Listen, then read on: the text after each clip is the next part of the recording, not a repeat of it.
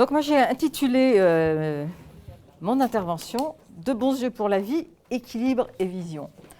Donc dans la notion d'équilibre, il y a la notion de « équi » qui veut dire repos.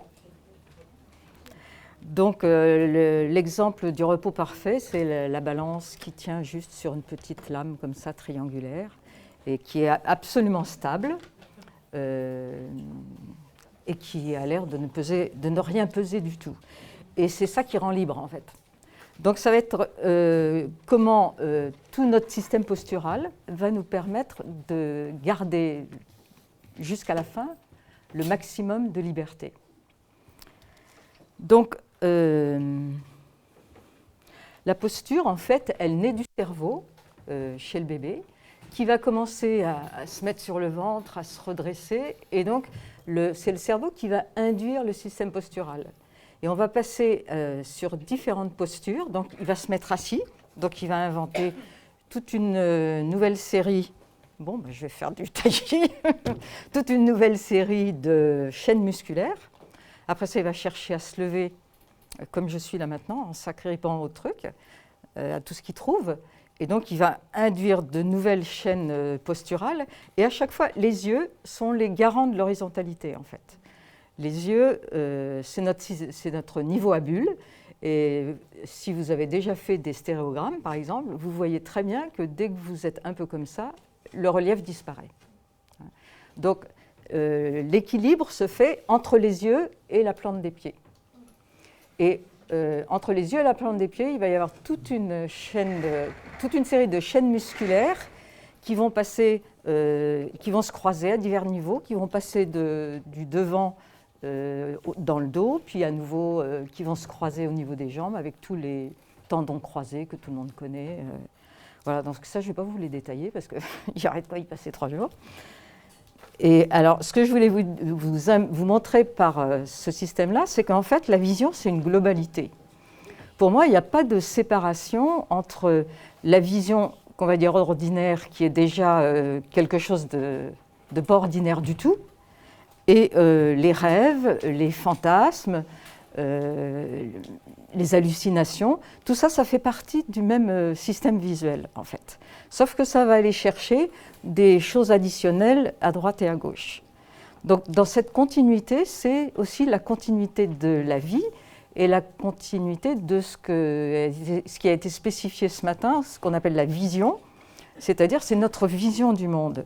Et notre attitude posturale va avoir à faire avec cette vision du monde que nous allons créer depuis notre conception, en fait. Alors, l'être humain a ceci de différent par rapport aux animaux, alors que globalement, leurs chromosomes ne sont pas très, très différents et que globalement, les systèmes ne sont pas très différents, le système nerveux n'est pas très différent. La seule différence entre les humains et les animaux, c'est que les humains ont une masse cérébrale plus importante parce qu'ils mémorisent leur propre construction. Construction. Oui, d'accord. Donc, voilà, ce que je voulais mettre en place ici, c'est cette tension entre le ciel et la terre, donc entre les yeux, qui appartiennent au système nerveux, qui est notre système ciel, et la plante des pieds, qui est notre système terre. Donc, je vais beaucoup vous parler d'embryologie, parce que ce qui est visible dans l'embryologie, c'est tout notre système, après ça, de transformation au niveau de ce que certains appellent la spiritualité, moi j'appelle ça le monde métaphysique, qui est complètement intégré dans le corps, en fait. Donc, cette tension entre le ciel-terre va évoluer tout au long de notre vie.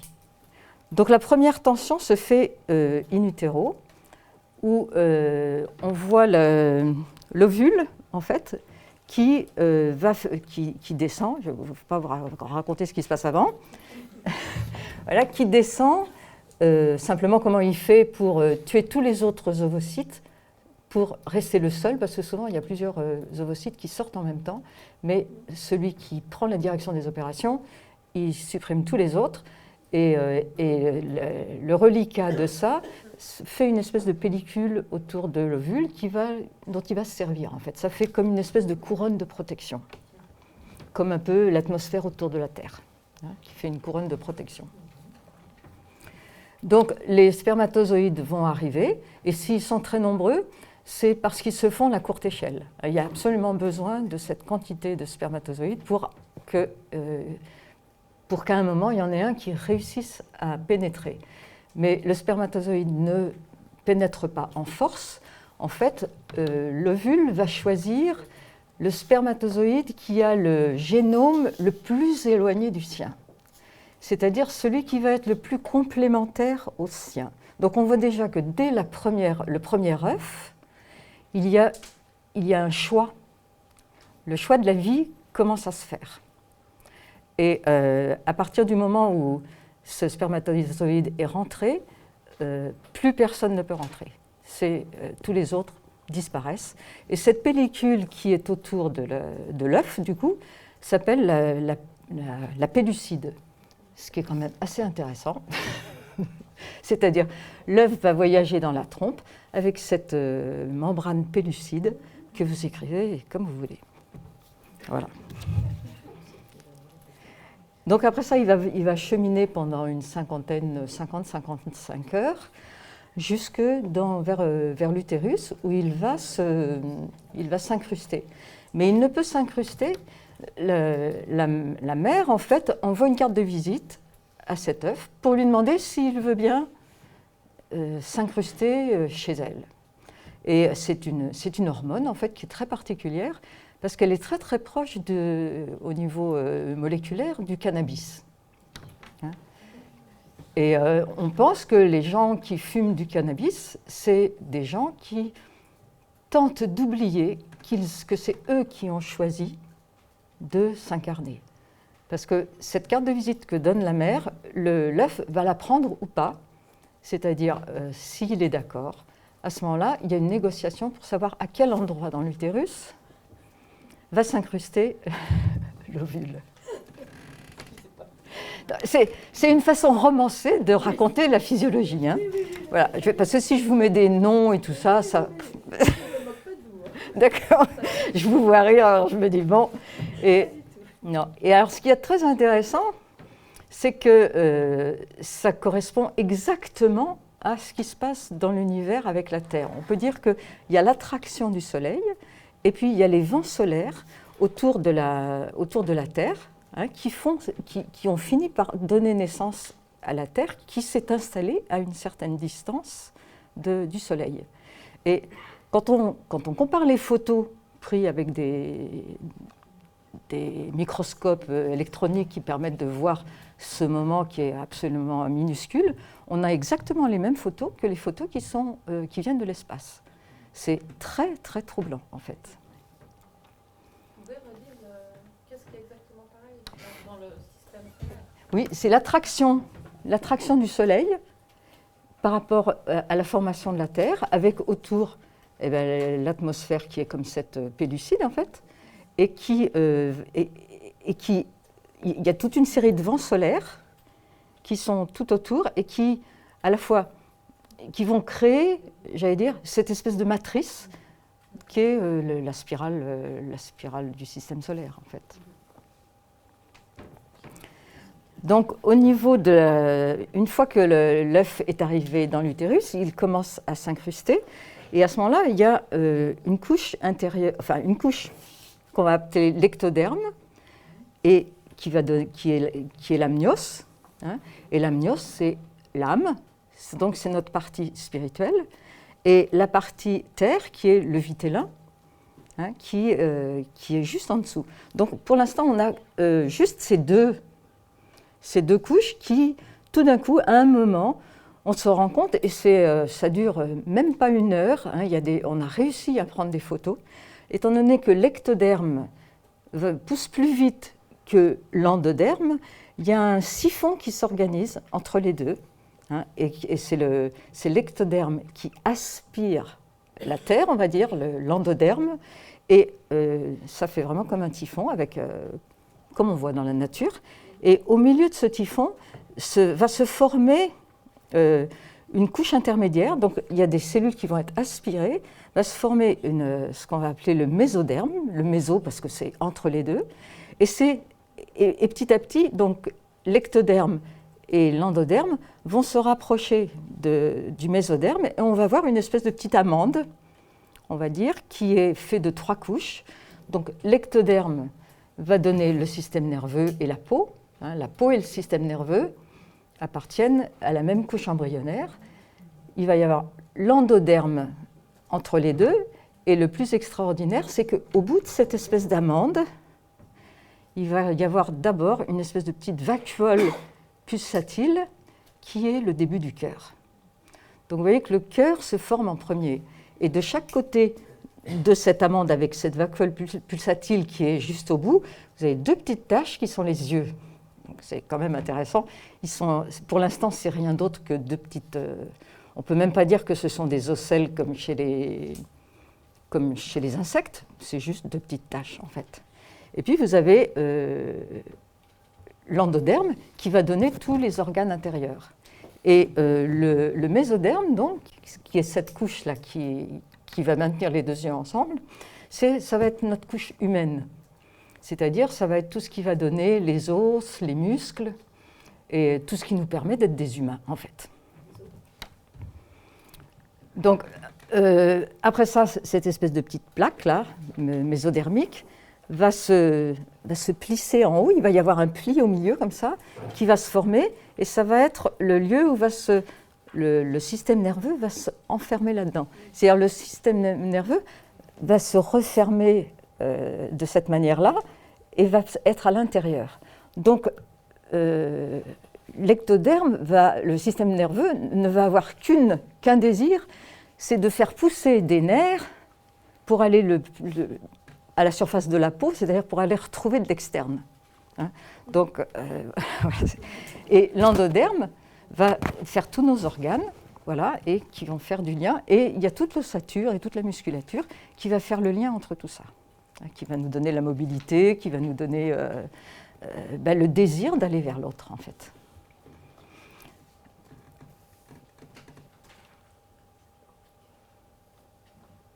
Oui, alors je finis quand même, parce que là, il est quand même un peu petit, il doit avoir 3-4 jours, quelque chose comme ça. Donc, il y a ce sillon, donc le système nerveux se referme, et à ce moment-là, cette lame, elle se courbe comme ça, et le cœur, qui est donc à l'avant de cette petite amande, va passer devant les yeux, se courber et rentrer à l'intérieur, et à ce moment-là, l'endoderme se referme, et le cœur est à l'intérieur. Mais d'où aussi le lien métaphysique entre le cœur et les yeux. Et vous voyez bien que très souvent, par exemple, les femmes enceintes l'ont vu souvent, on a une espèce de ligne là entre. Voilà, c'est comme s'il y avait la couture, on voyait encore la couture. Donc ça, c'est l'histoire de l'embryon. Donc on voit déjà que c'est cette tension entre le ciel et la terre qui va créer de l'humanité. Après ça, on va aller très très vite, et puis maintenant on va arriver vraiment où l'embryon devient un fœtus. Et le fœtus, lui, la vision se développe très très vite. La seule chose, c'est qu'on se demande pourquoi ça se développe, puisque c'est le seul sens qui n'a absolument rien à faire. Il n'y a rien à voir in utero. Les gens qui disent qu'on voit la transparence, mais on ne voit rien du tout en fait. Voilà. Et donc, comme les yeux n'ont rien à faire, et quand même que ça va représenter 40%, on nous disait ce matin, de la surface du cortex, il faut vraiment qu'ils fassent quelque chose. Et donc, tous les autres sens vont passer dans ce vide neurologique pour créer une unité, c'est-à-dire une espèce de polysensorialité, si bien que tout fait image. Et c'est pour ça que nous pouvons rêver, que probablement le fœtus rêve avant même d'être sorti. Et vous voyez bien que vous entendez un bruit, immédiatement vous avez soit une couleur, soit des images, soit ça va vous ramener à quelque chose du côté du toucher, et que vous ne fonctionnez pas avec un sens tout seul. Vous voyez très bien que quand vous regardez par exemple la nappe, là, sans même la toucher, j'ai immédiatement la conscience du dufteux du coton. Hein, et il me vient plein d'idées, je vois toutes les nuances, et du coup, je pourrais presque avoir quelque chose au niveau du goût, parce que je sais ce que ça ferait si je passais la langue sur le tissu. Et tout ça, ça nous vient en même temps, c'est-à-dire les sens ne sont pas séparés. Et je vous parle de ça parce que pour moi, c'est ça qui va améliorer la vision.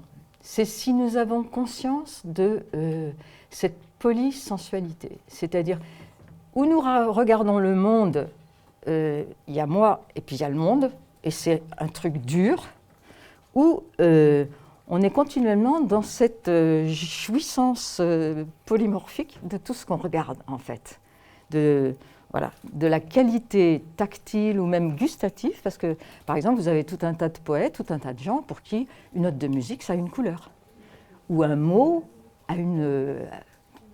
je sais pas, tout de suite ça les ramène à quelque chose d'essence. Hein. Et c'est pas exceptionnel, en fait c'est juste parce qu'on ne fait pas attention. Donc plus vous allez développer cette capacité-là, c'est-à-dire de mise en... comment dire,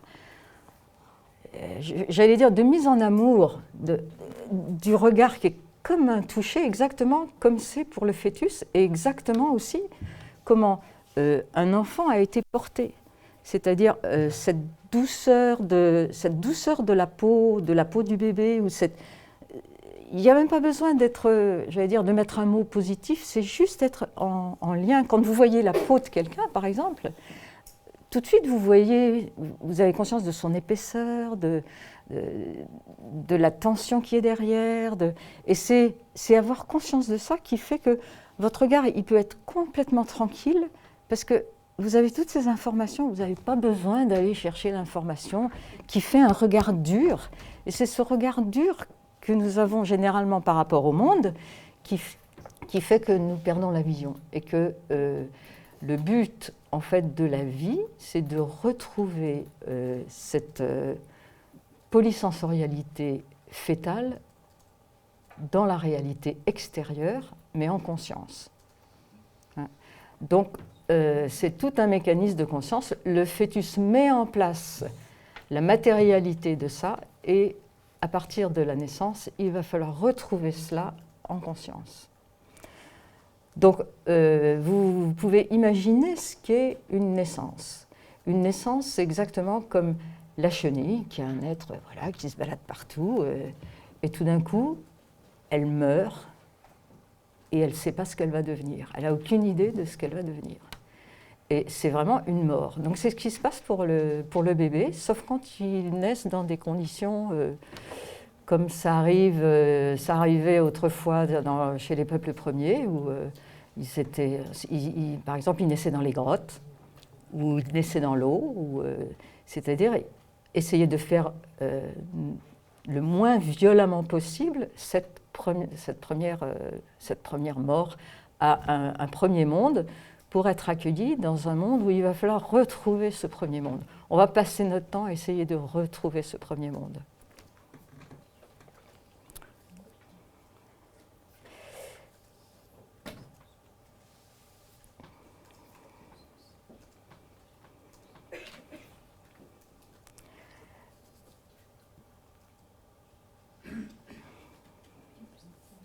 Bon, j'ai oublié de vous dire un tas de choses, mais c'est pas grave, vous poserez des questions.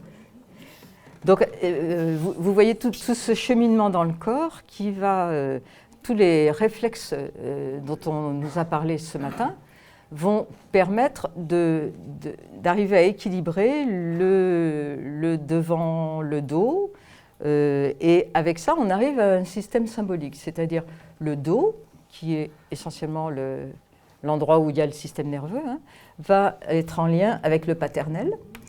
Donc l'idée, c'est la notion d'appui sur le dos, hein, c'est-à-dire avoir votre conscience vraiment au fond de votre tête, comme si votre regard partait du fond de la tête. C'est-à-dire les yeux, en fait, ne voient rien du tout. Eva nous l'a dit tout à l'heure. Ce qu'il y a dans les yeux, c'est comme si nous avons inventé la télévision, c'est parce que nous fonctionnons comme la télévision. Nous ne sommes capables de créer que ce que nous sommes. Donc les yeux, c'est comme deux paraboles qui reçoivent les photons et qui les transforment en impulsions électriques. Mais il n'y a absolument pas d'image au fond des yeux. C'est en noir et blanc, c'est complètement flou, il n'y a pas de contour précis. C'est après toute la construction qui va aller jusqu'à l'arrière de la tête, qui va se faire petit à petit. Et donc, vous avez tout un tas de j'allais dire de zones, tout un tas de ganglions où l'image se construit pas à pas. Et ça va vous rappeler des choses, mais par exemple, vous savez, quand on peut lire à l'envers, c'est parce qu'à un certain endroit dans le cerveau, l'image est retournée, c'est coupé en deux, c'est retourné la tête en bas. Après ça, un petit peu plus loin, c'est coupé dans la verticale et c'est retourné dans l'autre sens. Un autre endroit un peu plus loin, c'est en quart. Il me faut beaucoup de place pour. C'est les quarts qui s'inversent. À un moment, il y a de la couleur. À un moment, la couleur est retirée. Un peu plus loin, la couleur est remise en place. Et donc, vous voyez, c'est une construction qui se fait vraiment pas à pas. Après ça, quand ça arrive vraiment dans la zone visuelle, il y a des connexions avec le monde extérieur. C'est-à-dire, il va falloir que l'on stabilise le monde. Et vous voyez la terreur des bébés quand ils sont dans des bras qui ne sont pas solides. C'est-à-dire, comme ils ne savent pas encore si c'est le monde qui bouge ou si c'est eux qui bougent, il faut vraiment les tenir avec beaucoup de sécurité pour pas qu'ils se mettent à hurler. Des choses comme ça.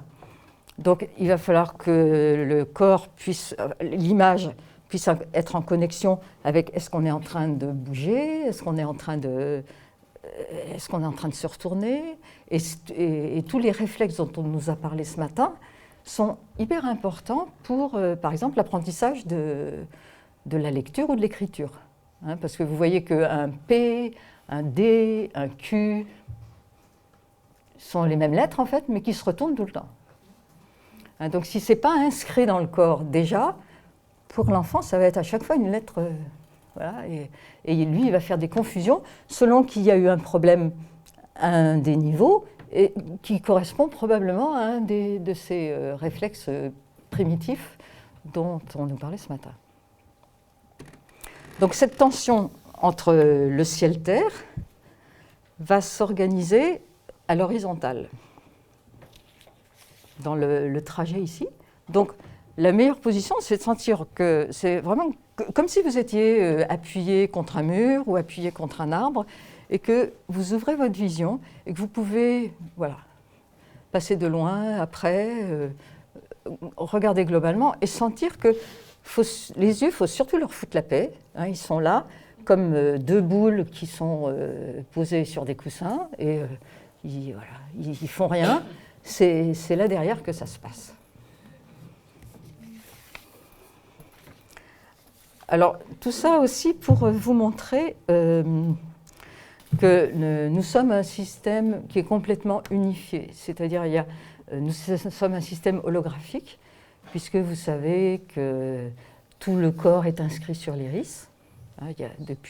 Depuis très très longtemps, les anciens savaient déjà analyser la surface de l'iris, qui correspond en plusieurs zones, c'est-à-dire des zones circulaires que l'on peut analyser.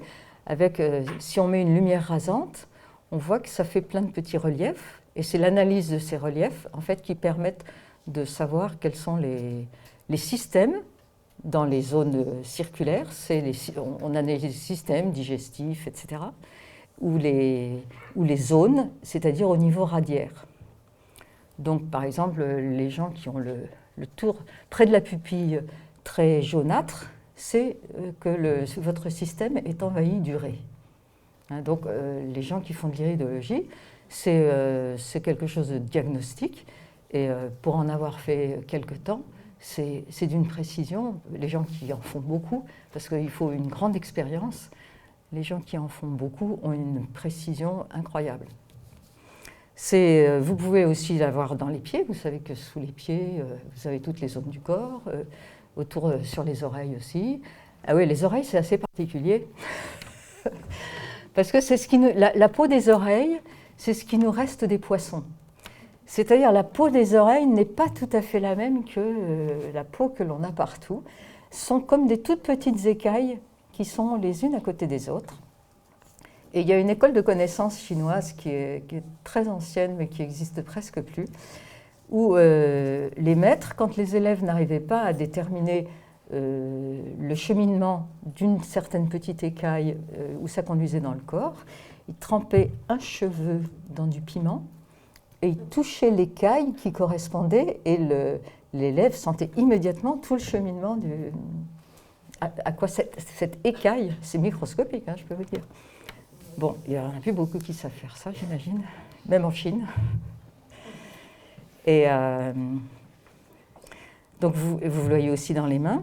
Et alors, il y a Peter Grunwald, qui est quelqu'un qui fait de l'amélioration de la vision en Nouvelle-Zélande, qui a fait, lui, tout un système de correspondance entre les différents lieux du corps et les yeux. Oui, c'est celle-ci. Ouais. Peter Grunwald. Peter, c'est un homme. Oui, c'est un homme, oui. Grunwald, oui.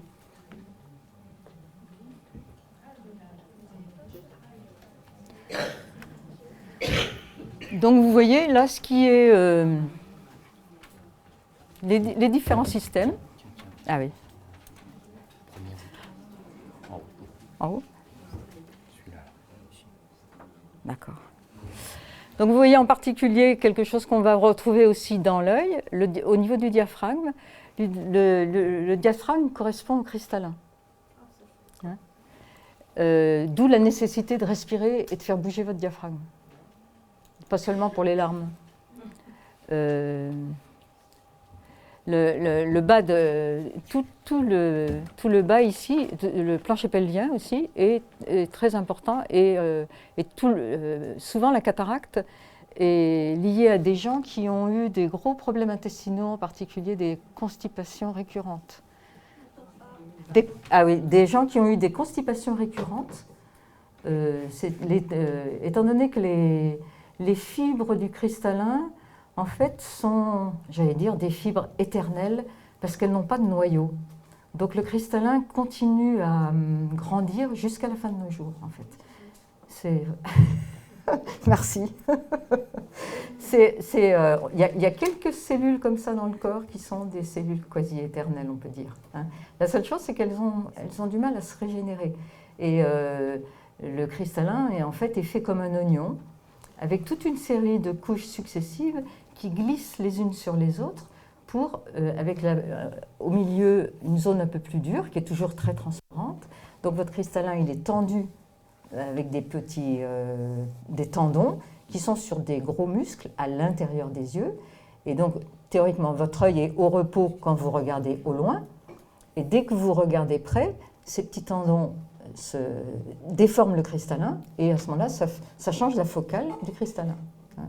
Quand on a beaucoup de toxines, parce qu'on n'élimine pas au niveau intestinal, les toxines remontent directement au cerveau. Hein, donc on a des maux de tête, et ça vient encombrer les yeux, parce que dans les yeux, voilà, la petite veine qui irriguait un petit peu l'intérieur de l'œil, en fait, est obligée de disparaître au bout du 5e mois, je crois, 6e ou 6e mois. Ça disparaît pour que le milieu reste transparent. Donc les échanges à l'intérieur des yeux sont plus ralentis. Hein, et donc, si vous envoyez des toxines dans la tête et dans votre cerveau, ça va encombrer le cristallin. En plus, sur un plan psychologique, c'est aussi là où c'est difficile de voir d'aller voir plus loin ou de voir ce qui est devant nous, puisqu'il y a un début de myopisation. Hein, la cataracte, ça provoque un début de myopisation. Donc, le corps essaie de nous dire, faudrait peut-être que tu regardes ce que tu ne veux pas regarder depuis un certain temps, en gros. Voilà. Donc, tous ces facteurs-là vont jouer. Hein. Donc, vous voyez aussi, ce qui m'a amené à proposer cet atelier marche nordique et vision, c'est à cause de ça. C'est-à-dire bouger le corps. Donc, voilà, il y a plein de trucs qui me passent par la tête, c'est pas très cohérent. J'espère que vous suivez à peu près mon histoire. C'est parce que vous pouvez voir que, on va dire que attendez, peut-être que j'arriverai à faire un peu de cohérence si tu me montres l'autre. Voilà. Donc, vous voyez que vous avez ici le sphénoïde. Le sphénoïde, c'est l'os qui est ici, c'est-à-dire le corps du papillon sphénoïde. Oïde, ça veut dire en forme de. Sphénos, c'est le papillon. Donc, le sphénoïde, c'est en forme de papillon. C'est l'os qui fait le plancher du crâne avec la grande aile et la petite aile qui vont former la moitié des orbites, en fait, en gros. Donc, on peut dire que dans celui-ci, les yeux sont à peu près là. Voilà. Et donc, vous voyez, ça fait vraiment un papillon avec des ailes. Et ce qui est en haut est comme ce qui est en bas, mais inversé. Donc, ce qui est en bas, c'est le bassin, qui a aussi, vous voyez, le sacrum, c'est-à-dire la zone sacrée, c'est-à-dire à partir de laquelle le corps va s'ériger, c'est-à-dire nous allons rentrer dans notre humanité, c'est l'appui sur le sacrum. Donc il y a beaucoup de gens qui ont des problèmes avec la première lombaire, là, parce que on a du mal tous à rentrer dans notre humanité, en fait. Et donc, vous avez des ligaments ici, et là, vous avez ce qu'on appelle les ailes iliaques, c'est-à-dire, on peut dire que lors d'une naissance, la tête du bébé est ici, et donc il faut bien que les ligaments ici, là et là, se détendent, pour pouvoir laisser passer le bébé. Donc les ailes iliaques bougent aussi. Donc vous voyez la similitude. Donc ce qui est dorsal et en bas va devenir frontal et horizontal. Ce qui est en haut est comme ce qui est en bas. Et il y a aussi une autre règle dans le corps, c'est le mou qui sculpte le dur. C'est-à-dire ce sont les muscles qui vont sculpter les os. D'où la nécessité absolue de bouger les yeux, bouger le corps, faire respirer, parce que c'est ça qui va faire que nous allons rester dans cette mobilité, puisqu'il va falloir rester mobile jusqu'à la fin de nos jours. Donc pour vous, alors ce que vous pouvez voir ici, c'est à quel point ça se ressemble. C'est-à-dire, on peut dire que les fémurs et les jambes, on reverra avec l'autre image, c'est exactement pareil que les yeux avec le regard qui va chercher. Sauf que là, c'est invisible, mais il y a quand même l'œil qui est presque que de l'eau, qui bouge pareil dans tous les sens, que la tête du fémur. La tête du fémur est aussi dans une cavité, elle peut tourner absolument dans tous les sens, et on peut dire que les jambes, ça va symboliser cette même vision, sauf que là, alors qu'on est dans quelque chose de spirituel, il n'y a pas de matière, et là, on est dans quelque chose de matériel, et on touche la terre. Et donc, ce qu'il y a d'étonnant, c'est qu'on utilise aussi les anagrammes, c'est-à-dire que quand on est au moment de la naissance, toute l'énergie de naissance est dans le talon. Et si vous faites l'anagramme de talon, vous pouvez utiliser toutes les lettres, c'est un anagramme parfait, c'est natal. Donc toute l'énergie est dans l'os du talon, c'est pour ça qu'il y a Oedipe qui a mal au talon, Achille qui a aussi des problèmes au talon. Dans tous les mythes, il y a toujours le talon symbolisant la blessure au talon, symbolisant le transgénérationnel, on pourrait dire. Et donc, l'énergie ne peut pas passer directement dans le fémur, qui est un os long et creux avec la moelle au milieu. Donc, l'énergie du talon est obligée de passer par les petits tarsiens jusqu'aux orteils. C'est pour ça qu'un enfant ne peut pas se lever avant 1 an, c'est-à-dire il faut 1 an pour que l'essentiel de l'énergie du talon passe par la voûte plantaire pour arriver aux orteils. À ce moment-là, lui, il peut se mettre en appui sur ses orteils et donner l'impulsion pour soulever le corps. Hein. C'est aussi pour ça que c'est pas bien d'essayer de faire marcher un enfant avant. Parce que sinon, il y a une partie de l'énergie qui reste dans le talon, au lieu de laisser un maximum d'énergie passer jusque dans les orteils, pour qu'il puisse de lui-même s'ériger. Hein. C'est toujours cette notion de pouvoir s'ériger. Et que nous devons faire continuellement cette chose-là, c'est-à-dire, si on regarde si on fait les anagrammes avec les os et les muscles des pieds, on se rend compte que vous voyez, c'est la voûte plantaire, donc c'est la voûte de Ra. On est dans la mythologie égyptienne. Hein. Et après ça l'énergie remonte à partir des orteils et va arriver jusque dans les chevilles. Et quand l'énergie arrive dans les chevilles, l'enfant a 3 ans à peu près, et on commence à pouvoir rencontrer les autres autour de soi, les autres petits-enfants, et donc, c'est toujours l'idée de « avec qui suis-je en cheville ?» C'est-à-dire, est-ce qu'on prend contact avec qui je suis bien, avec qui je ne suis pas bien. Hein, l'enfant de 3 ans, il est sans moralité. Sans moralité dans le sens, s'il est bien avec quelqu'un, il reste avec cette personne. S'il n'est pas bien, il s'en va. Il ne cherche pas à... Donc après ça, l'énergie remonte dans les 2 os longs de la jambe. Et au niveau du genou, c'est le moment de la puberté. Hein. C'est comment nous nous articulons avec le groupe.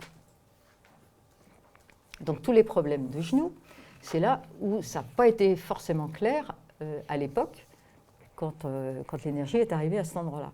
Et après ça remonte au niveau du bassin, ici. Hein. Et là, c'est la rencontre amoureuse, on va dire, c'est la rencontre avec de l'autre qui nous permet de retrouver l'autre qui va être nous. C'est-à-dire, la notion du mariage n'est pas la notion des épousailles. La notion des épousailles, c'est dans le cerveau. En fait, vous savez que ce qui relie les 2 hémisphères cérébraux, c'est le corps calleux qui fait 2 lames. Et une des 2 lames s'appelle le voile des épousailles. C'est-à-dire, c'est là où on peut rassembler notre masculin et notre féminin, sachant qu'on a une jambe masculine et une jambe féminine, un pied masculin, un pied féminin, et qu'il y a toute une construction à l'intérieur du corps pour arriver à cette association du masculin et du féminin. Donc, je mélange le physiologique et le métaphysique, parce qu'en fait, c'est comme ça que ça se passe. Voilà. Et que c'est toujours cette histoire de comment on va s'ériger et comment cette énergie de naissance, on va arriver à la faire remonter jusque... Vous voyez, en plus, l'os du talon, ça s'appelle le calcanéum. C'est Al qui naît homme. Donc c'est sans ambiguïté, c'est-à-dire aller trouver comment nous sommes Dieu à l'intérieur de nous. Et donc toute notre potentiel, toute notre puissance. Hein. Ok. Donc, écoutez, je crois que... j'ai encore 10 minutes. Alors, la vision va bouger aussi selon les âges de la vie. Hein. Vous voyez, la vision n'est terminée qu'à 7 ans, à cause de cette complexité des différents systèmes nerveux. Hein, vous avez le système nerveux autonome et puis le système nerveux de volontaire. Comme ils n'ont pas la même vitesse, ni de croissance, ni de réaction, il va falloir tout un temps pour qu'ils arrivent à s'accorder. Hein. C'est-à-dire, vous pouvez faire ça, mais le système autonome, il va dire « moi, il faut aussi que je fasse le boulot pour envoyer, je sais pas, le sang, ou je sais pas. » Vous voyez, le système autonome, on va dire, ce sont les fibres blanches, c'est-à-dire les fibres de l'estomac, de ce que vous ne contrôlez pas.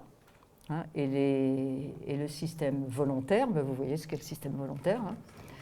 Et donc, ils n'ont pas la même vitesse, ils n'ont pas la même structure, et il va falloir 7 ans, en fait, pour que tous ces systèmes se connectent parfaitement. D'où, autrefois, l'entrée à l'école à 7 ans. Il n'y a qu'à 7 ans que la vision est à peu près stabilisée. D'ailleurs, presque tous les enfants, normalement, naissent hypermétropes, hein, c'est-à-dire les enfants, ils sont comme ça, ils arrivent dans le monde comme ça. Donc l'hypermétrope, c'est quelqu'un qui a un cristallin qui est un peu plat. Donc il voit tout, donc il en prend plein la figure.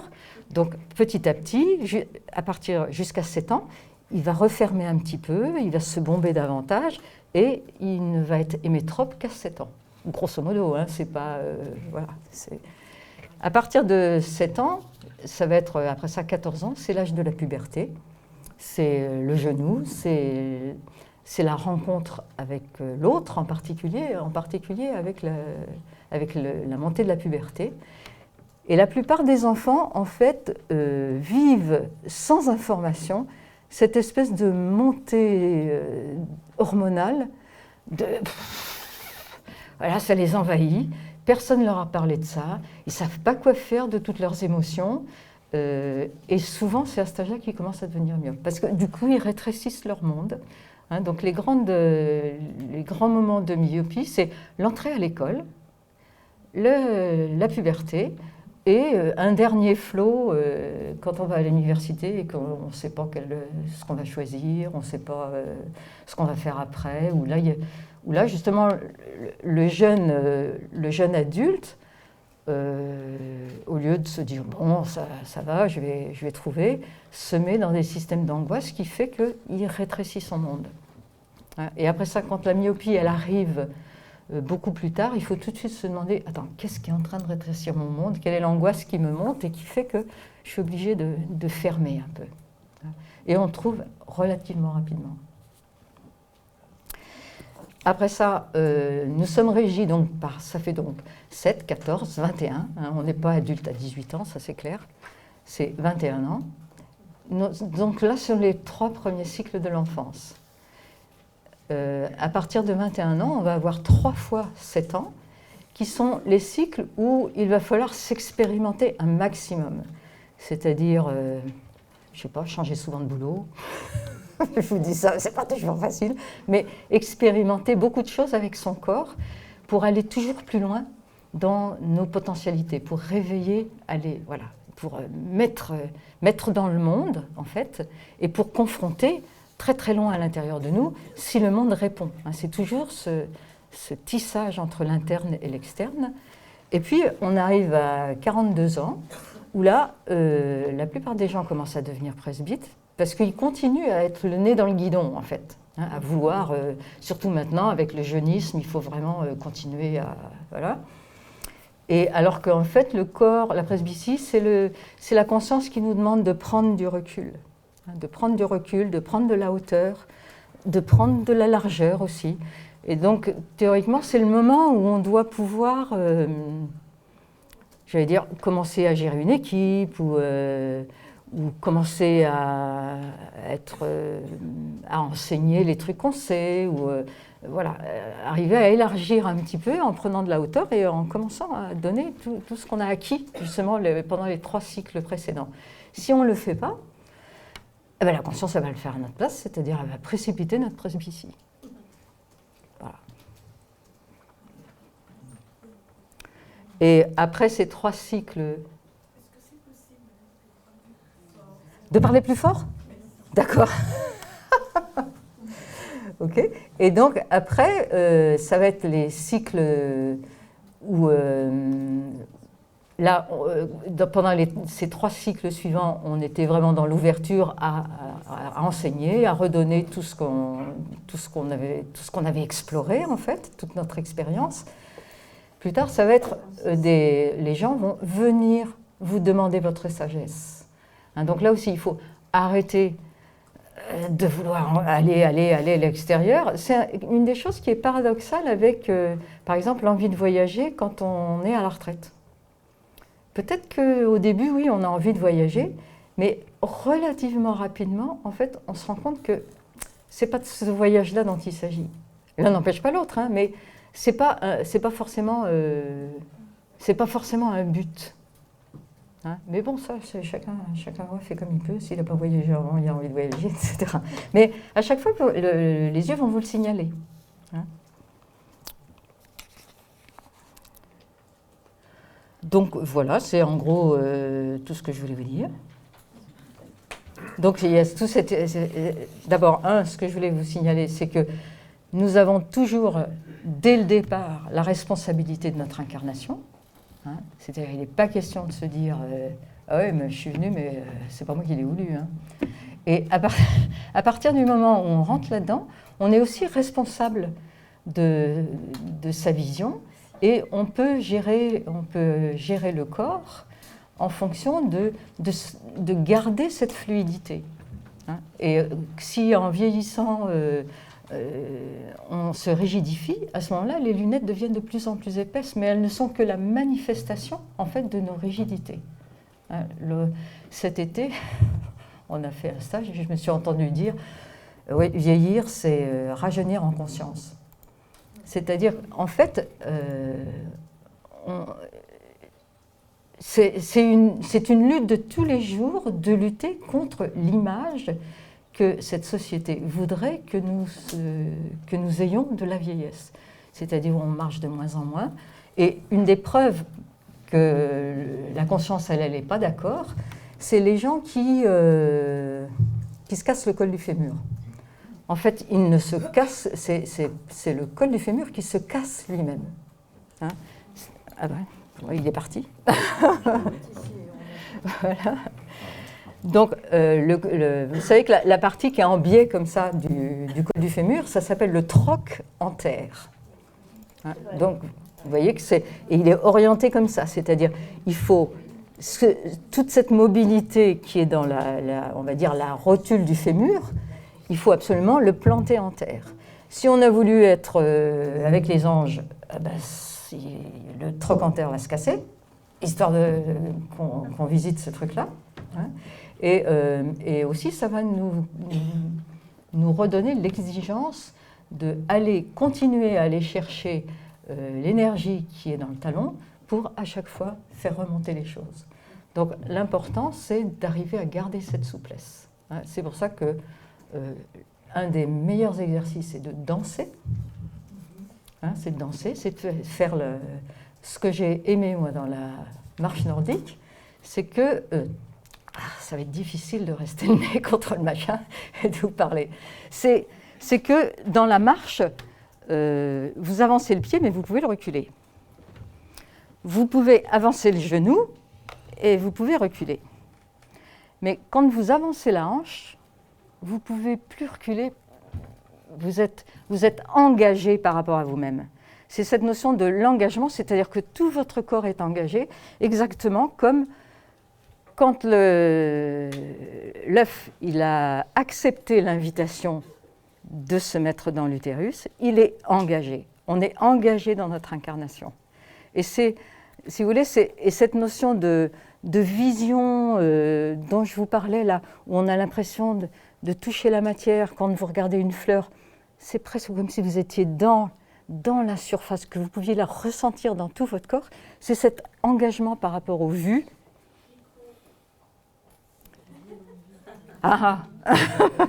C'est cet engagement par rapport à ce que vous rencontrez. En fait, la vision, c'est une rencontre.